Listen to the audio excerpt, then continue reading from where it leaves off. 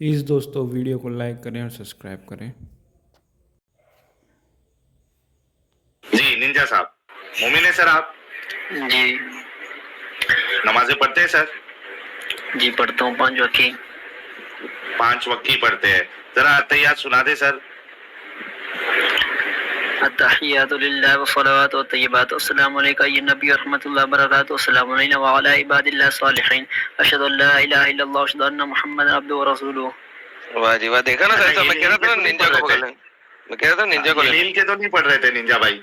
जी ऐसा हिल के जैसा वो हाफिज लोग हिफ्स करने के टाइम पे पढ़ते हैं अल्हम्दुलिल्लाह रब्बिल आलमीन अर्रहमानिर रहीम मालिकि यौमिद्दीन इय्याका नअबुदु व इय्याका नस्तईन इहदिनस सिरातल मुस्तकीम सिरातल लज़ीना अनअमता अलैहिम गैरिल मग़दूबि अलैहिम वलद्दाल्लीन आमीन। बिस्मिल्लाहिर रहमानिर रहीम अलिफ लाम मीम ज़ालिकल किताबु ला रैब फ़ीहि हुदल लिल मुत्तक़ीन अल्लज़ीना युमिनूना बिल गैबि व युक़ीमूनस सलाता व मिम्मा रज़क़नाहुम युनफ़िक़ून। ऐसा हिल के तो नहीं पढ़ रहे थे? मेरे को स्टाइल वैसी लग रही थी आपकी। जी बिल्कुल, मैं हिल के पढ़ता हूँ। वो आदत बन गया कुरान पढ़ के। देखा देखा देखा देखा मैंने कहा ना, मुझे लग रहा है मुद्दसे का बंदा। जी निंजा भाई क्या कहना चाहेंगे यार? आपने ओपन स्ट्रीम रखी थी इसलिए मैं आ गया। पहले मैं बताना चाहूँगा कि मैं आपकी कुछ स्ट्रीम सुनी थी तो मैंने आपकी वजह से, वैसे मैं इन 4-5 दिनों में काफ़ी गालियाँ सुन रहा हूँ अपने इलाके में।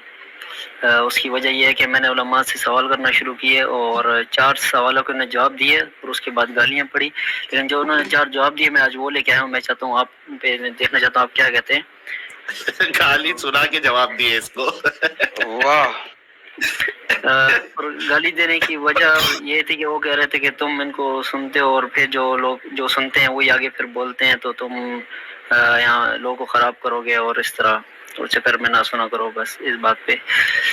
तो मेरे पहली चीज़ जो अभी आप पहले कह रहे थे कि इस्लाम छोड़ने पे मौत ही क्यों, यानी मौत की सज़ा क्यों, तो ये सवाल मैंने उनसे किया तो उन्होंने इसका जवाब इस तरफ इतना दिया कि इससे मुआशरा ख़राब होता है और इस तरह के अगर कोई इंसान बाहर रोड पे या कहीं पे कोई नंगा घूम रहा हो या कुछ बुरा कर रहा हो तो लोग जब उसको देखेंगे तो लोग कहेंगे ये मैं क्यों नहीं कर सकता, इसकी मुझे इजाज़त क्यों नहीं है जब ये भी कर रहा है। तो वो कहते हैं अगर आप छुपा के रखो तो हमें कोई मसला नहीं है, लेकिन अगर आप इस बात से मुतमईन हैं? आप इस जवाब से मुतमईन हैं? 100% तो नहीं। ओके, तो फिर मेरा मतलब है मुझे इस सवाल का जवाब देना चाहिए। आप इंडिया में रहते हैं, पाकिस्तान में रहते हैं? नहीं, मैं पाकिस्तान में रहते हैं। अच्छा, इंडिया में चलो पाकिस्तान की बात कर लेता हूँ। पाकिस्तान में क्रिश्चियन आबादी देखी है आपने? नहीं।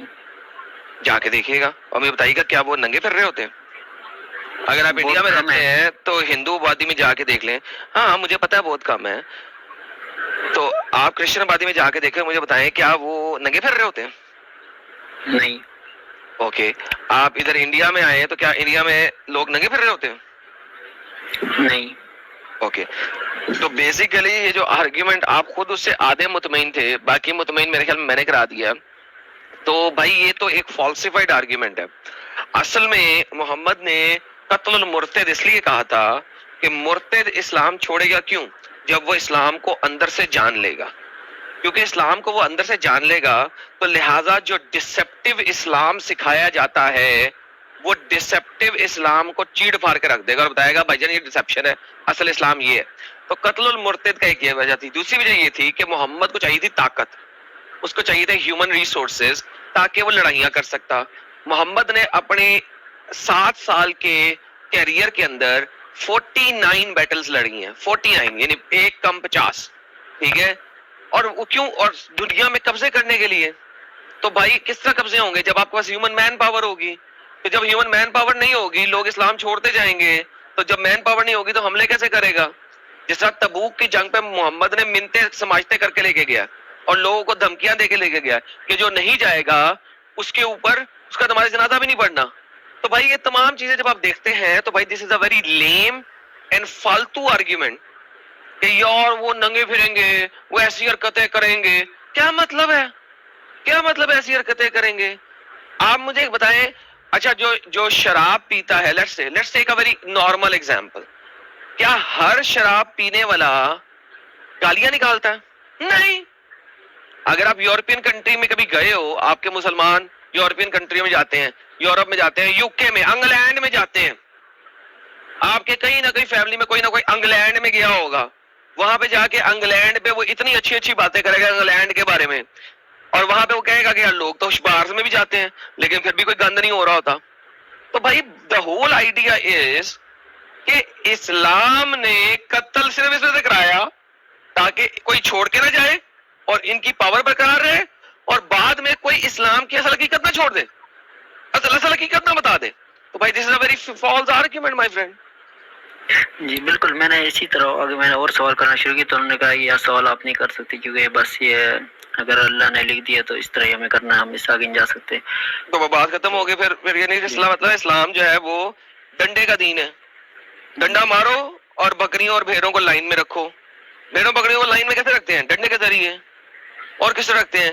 اور یہاں پھر جو لوگ ذرا زیادہ پڑھے لکھے ہوتے ہیں وہ کتا رکھ لیتے ہیں. وہ کیا کرتا ہے, بھیڑ سائڈ میں جانا, کتا ادھر جا کے بو بو کرتا ہے, بھیڑ دوبارہ لائن میں آ جاتی ہے. بھیڑ ادھر سے دیکھتے کتا ادھر جا کے بو بو کرتا ہے, بھیڑ پھر لائن میں آ جاتی ہے. پھر وہ ادھر جاتے بو بو, بھیڑ پھر لائن میں آ جاتی ہے. تو بھائی یا بس اور تو کچھ نہیں ہے نا. اور دوسرا سوال جو میں نے ان سے پوچھا کہ جو سلیبز ہیں ان کو بیچا جاتا, خریدا بھی جاتا تھا, تو کیا یہ صحیح ہے؟ تو انہوں نے اس کے جواب میں مجھے کہا کہ جب آپ ایک موبائل ہوتا ہے وہ آپ خرید لیتے ہیں, آپ کا ہو جاتا ہے, تو کیا آپ اس کو بیچتے ہیں خریدتے ہیں؟ میں نے کہا میں بیچتا بھی خریدتا ہوں. اور انہوں نے کہا کیا پھر آپ پوچھتے ہیں اس موبائل سے میں اس کو بیچوں؟ تو میں نے کہا نہیں. تو انہوں نے کہا اسی طرح جب ایک سلیب ہوتی ہے وہ آپ کی ہو جاتی ہے تو پھر آپ کی مرضی, اور لیکن جو خریدتے تھے وہ کام کے لیے خریدتے تھے کہ یار یہ اس کام میں اچھی ہے تو میں اس کو اس لیے لے رہا ہوں, یا یہ اس کام میں اچھا ہے میں اس لیے اس کو خرید رہا ہوں تم سے. دیکھو پہلا والا جو بات انہوں نے کی وہ بالکل صحیح کی, دوسری والی جو بات انہوں نے کی وہ اسٹوپڈ بات ہے. ٹھیک ہے, پہلی جو بات انہوں نے کی کہ ایک موبائل کی طرح ہے, یس اسلام کے اندر عورت جب سلیب بن کے آتی ہے تو وہ ایک کپ کی طرح ہے. یہ آپ کے عربی اسکالرز نے بھی ایگزامپل دی, اور اس نے سیٹلائٹ ٹی وی کے اوپر بیٹھ کے اس کے ہاتھ میں کافی کا مگ تھا, اس نے کہا جو سلیب گرل ہے وہ اس کافی کے مگ کی طرح ہے. یہ مگ جس طریقے سے اس مگ کا میں مالک ہوں, میں چاہوں تو گرا کے توڑ دوں, چاہوں تو کسی کو دان کر دوں, چاہوں تو کسی کو بیچ دوں, چاہوں تو صاف کر کے دوبارہ کپڑ میں رکھ دوں. اسی طرح جو عورت ہے جس کو میں نے سلیب بنایا سیدھے ہاتھ سے, رائٹ ہینڈ پوزیسڈ, وہ اس کپ کی طرح ہے, میں اس کا مالک ہوں, وہ میری پوزیشن میں ہے. چاہوں تو توڑ دوں, چاہوں تو بیچ دوں, چاہوں تو ڈنگی ڈنگی فرما کے واپس رکھ دوں کمرے کے اندر کل دوبارہ کھیلنے کے لیے. پہلی بات انہوں نے بالکل صحیح کی. دوسری بات, کسی کام کے لیے خریدتے ہیں, کسی کام کے لیے خریدتے ہیں کیا مطلب ہوا بھائی؟ سیکس بھی ایک کام ہے. بہت سارے لوگ یار پپو لگ رہی ہے میں نے خریدنی ہے تاکہ صرف سیکس کر سکوں, گھر کے کام بھی کروں گا سیکس بھی کروں گا. بھائی at the end of the day کام کون سا ان کا راکٹ سائنسدان کام تھا؟ اس زمانے میں کون سی عورتوں کے پاس ایسی زبردست کام تھے کہ وہ کر سکتے. تو بھائی آپ کے مولوی نے سب سے پہلے تو عورت کو ڈیگریڈ کیا, نان مسلم عورتوں کو اس سے بھی زیادہ ڈیگریڈ کیا, اور نان مسلم عورتیں اگر سلیب ہیں اور ایمان بھی لے آئیں, مسلمان بھی بن جائیں, تو بھی وہ آزاد نہیں رہ سکتی. ان کو بھی غلام ہی رہنا ہے جب تک ان کا مالک ان کو آزاد نہ کرے, اگر وہ ان میں بھلائی نہ دیکھے. تو ایک مسلمان عورت بھی اگر غلام بن گئی ہے, کیونکہ وہ پہلے نان مسلم تھی, غلام بنی, اب آپ نے مسلمان ہو گئی تو بھی غلام, آپ اسے بیچ سکتے ہیں. تو بھائی آپ کے ریلیجن میں, آپ کی آئیڈیالوجی کے اندر عورت ایک ذلیل کپ یا پینسل یا ایک گڑیا جس کے ساتھ بڑا مرد کھیلے, اس سے زیادہ اس کی اوقات نہیں ہے. تو thank you so very much. آپ کے ملا نے آدھی بات صحیح کی تھی اور آدھی بات میں گیم ڈالی تھی. امید ہے کہ آپ کو میری بات سے نہیں اپنے مولوی کی بات سے سمجھ آ گئی ہوگی کہ یہ اسٹوپڈ دین ہے. اور میں نے ان سے تیسرا سوال کیا حضرت عائشہ کا کہ وہ دودھ کا جو اس طرح کا حدیث ہے, تو اس پر انہوں نے کہا کہ انہوں نے یعنی کسی برتن میں ڈال کے پلایا, اور یہ نہیں, کیا نام ہے, انہیں اسے کہو کہ عائشہ کی بہن ام سلمہ نے کسی برتن میں ڈال کے پلایا, یہ حدیث کے الفاظ ثابت کر دیں. نمبر 1. نمبر 2, وہاں پہ دودھ پلانا لکھا ہی نہیں ہوا. اگر آپ وہاں پہ غور کریں تو لفظ رضا لکھا ہوا ہے, جس کا مطلب ہوتا ہے سکلنگ. سکلنگ کا مطلب ہوتا ہے چوپے لگوانا, چوپے لگوانا. جب بچہ ماں کے تھن کو منہ میں ڈال کے کرتا ہے اس کو کہتے ہیں رضاع، سکلنگ. تو بھائی دودھ کو کپ دودھ پلانا ضروری نہیں ہے، سکل کروانا ضروری ہے. تو چوپے لگوانا ہے نمبر 1. نمبر 2، دودھ پلانا کہاں لکھا ہوا ہے کہ اس کو دودھ پلاؤ؟ یہ تو سٹیٹمنٹ ہی نہیں ہے عربی کی. اللہ کا نبی فرماتا ہے گو سکل ہم، نمبر 1. نمبر 2، اگر یہ چوپے لگوانا نہ ہوتا تو سلمہ اگر بیمار ہو گئی تھی تو کیا وہ اپنے بچے کو دودھ نہیں پلا رہی تھی؟ وہ 2 چمچے دودھ اس بچے کے لیے اس بڑے بندے کے لیے نہیں لے سکتا تھا؟ وہ 2 چمچہ دودھ اس بڑے بندے کے لیے لے کے کپ میں ڈال دیتی، لو جی اس کو بھی سکل کر لو، اس میں سے تم پی لینا. نمبر 3، 10 دفعہ سکل کرانا ہے. بھائی 10 دفعہ سکل کرانا ہے. 10 دفعہ سکل کرانے کا کیا مطلب ہے؟ 10 دفعہ دودھ پینے. کیا وہاں پہ لکھا ہے کہ اتنا دودھ پیو کہ تمہارا پیٹ بھر جائے، یا کم از کم اتنا دودھ پیو کہ 1 چمچے کے برابر ہو؟ دودھ کی تو کوانٹٹی ہی نہیں ہے. ایک بڑے مرد کو جس کی داڑھی مونچھیں ہوں، نہ تو وہ 1 کپ دودھ سے اس کا پیٹ بھر سکتا ہے، نہ 1 گلاس دودھ سے اس کا پیٹ بھر سکتا ہے. اور عورت کوئی گائے نہیں ہے کہ 1.5 کلو دودھ نکال دے. اس میں سے دودھ کتنا نکلتا ہے؟ 1 پائیا دودھ بھی نہیں نکلتا ایک ٹائم میں. اس کے تھن بھی دیکھو نا اتنے سے ہی ہوتے ہیں کہ ایک پائی دودھ نہیں نکلے گا، 1 پاؤ دودھ نہیں نکلے گا. تو بھائی اس میں دودھ پلانا تو ہے ہی نہیں، اس میں سکل کرانا ہے. 10 دفعہ سکل کرانا ہے، یعنی کہ 10 دفعہ چوپے لگوانا ہے. ورنہ تو دودھ کی کوانٹٹی ہونی چاہیے تھی کہ آپ کسی عورت کو 10 دفعہ 10 چمچے دودھ پی لیں یا 10 کپ دودھ پی لیں. اب 10 کپ دودھ وہ 10 دفعہ میں نکلے چاہے 15 دفعہ میں نکلے، تو کوانٹٹی آف ملک تو ڈسکرائب ہی نہیں کیا ہوا. وٹ از ڈسکرائبڈ از کہ اس کو 10 دفعہ چوپے لگانے ہیں آپ نے. سو بھائی یہ جو آرگیومنٹ انہوں نے دیا ہے انتہائی فیک آرگیومنٹ ہے. لیکن یہ فیک آرگیومنٹ 15ویں صدی میں کچھ اسکالرز نے دیا تھا، کیونکہ انہیں لگا کہ یہ حدیث انتہائی بے غیرت اور حرامی حدیث ہے. تو لہٰذا انہوں نے کہا کہ چلو یار عورت کے تھنوں کو منہ لگا کے چوپے نہ لگاؤ، دودھ پلا لو اس کا نکال کے. بٹ یہ بڑی لیٹ ہے. ارلی کسی جگہ کے اوپر دودھ پلانے کے بارے میں بات نہیں ہو رہی.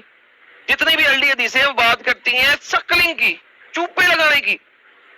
جی میرے پیارے بھیا.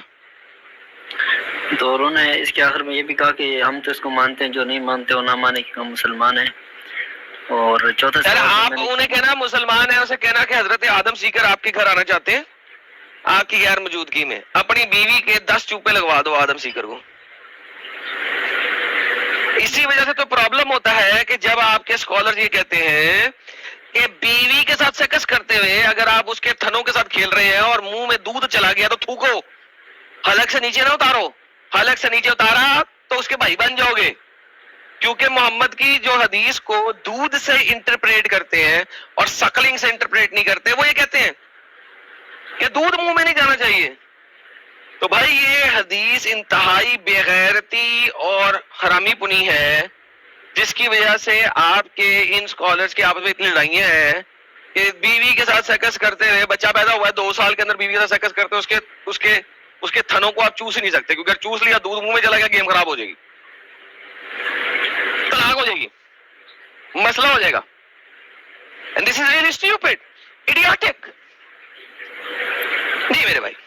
تو چوتھا سوال جو میرا تھا جس پہ مجھے گالیاں شروع ہوئی، وہ میں نے ان کو ایک مولانا تقی عثمانی صاحب کا وہ فتویٰ دکھایا جس سے اس میں سوال کیا گیا تھا کہ حضرت عمر کے گھر میں جب صحابہ جاتے تھے تو ان کی جو لونڈیاں تھی ان کے جسم ننگا ہوتا تھا وہ دیکھ رہے ہوتے تھے. تو اس پہ انہوں نے کہا کہ تم یہ کیوں پڑھتے ہو، تمہیں اس کی اجازت نہیں ہے، تو علماء کے لیے پھر اس کے اور مطلب ہوتے ہیں. یہ علماء ہے، صرف علماء پڑھے اور بعد میں مٹھے مارے ہیں کہ عمر کے گھر میں ننگی عورتیں پھر رہی ہوتی تھی، صرف انہوں نے اسکرٹ پہنی ہوتی تھی اور اوپر ٹاپ نہیں ہوتا تھا، اور ان کے تھن جو ہے نا ہل رہے ہوتے تھے. تو بھائی سلیو جو عورت ہے اس کو تو کپڑا پہنانا ہی نہیں. کیوں نہیں پہنانا؟ کیونکہ جب آپ اس کے ہلتے ہوئے تھن دیکھیں گے تو آپ کا گرم ہوئے گا تو آپ اسے ٹھوکے جائیں گے اور مزے لیں گے، اور اس کو ذلیل کر کے رکھنا ہے کیونکہ وہ آپ کے ہاتھ میں آئی ہے، آپ نے اسے ذلیل کر کے رکھ رہے ہیں. تو بھائی اتنی ساری باتیں سننے کے بعد مجھے یہ بتا ننجا بھائی، تو ابھی تک اسلام میں کیوں ہے یار؟ میں خود تو نہیں ہوں, مجھے اسلام نے خود نکالا ہے. اسلام نے مجھے کیونکہ وہ ظاہری انہوں نے کہا ہے, انہوں نے پھر مجھے کہا کہ تم کلمہ پڑھو اسلام سے نکل گئے ہو, تو انہوں نے پھر مجھ سے پھر پڑھوایا. تو نے کلمہ پڑھ لیا, اب دوبارہ نکلا کہ نہیں نکلا؟ یوں تو میں نکل چکا ہوں کیونکہ وہ سوال میرے اندر ہیں اور میں وہ بار بار مزید ان کا جواب ہے کوئی نہیں, جو ہے وہ تجھے مل گیا تھا اور اسکالر سے مل گیا تھا, اور اس کے علاوہ کوئی جواب نہیں ہے. تو اب تو پھر مانتا ہے کہ محمد ایک جھوٹا نبی ہے اور اللہ ایک جھوٹا خدا ہے؟ جی بالکل, میں کہتا ہوں کہ الحمدللہ. فلاور دو ساحل بھائی, ایک اور انمیوٹ کر کے بول لیں, ایک اور بھائی کو فلاور بھجواؤ ڈھیر سارے.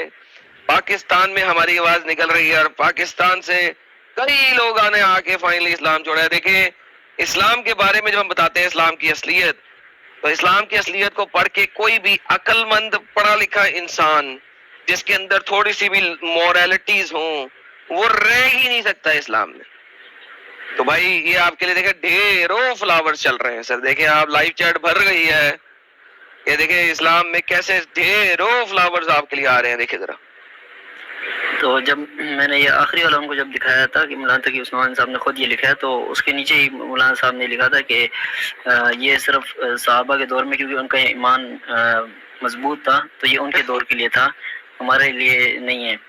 تو ہمارے لیے نہیں ہے اس لیے کہ آپ کے پاس لیبز نہیں ہے, اور وہ ہر دور کے لیے کہیں پہ رکا نہیں, یہ بات. تو میں نے ان کو دکھایا تو اسی پہ پھر انہوں نے مجھے خوب گالیاں دی اور انہوں نے کہا تم کہاں سن رہے ہو, کہاں پڑھ رہے ہو, تم میں یہ اس کی اجازت نہیں ہے.